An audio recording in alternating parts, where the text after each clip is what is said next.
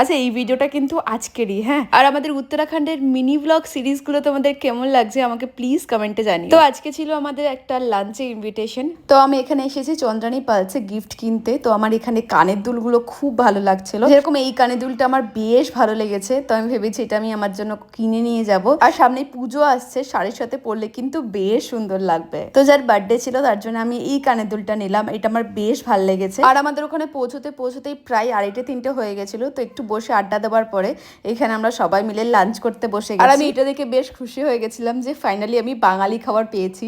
আমার কেন জানি না বাঙালি খাবার ভীষণ পছন্দ, স্পেশালি লাঞ্চে। তো এখানে ছিল গরম গরম ভাত, সাথে ছিল শুক্তো, সাথে গন্ধরাজ কাতলা মাছের একটা রেসিপি বানিয়েছিল যেটা আমার খুব ভালো লেগেছে। সব শেষে ছিল চিকেন আর মিষ্টি। আচ্ছা, তোমরা কে কে আমার মতো রসগোল্লা এইভাবে রস চিপে খাও? সোনু বলছে মাম্মি আমাকে তো রসগোল্লা দিতে ভুলে গেছে, আমাকে প্লিজ রসগোল্লা খাওয়াও। তো সোনুকে আমরা এখানে রসগোল্লা খাওয়াতে নিয়ে এসেছি।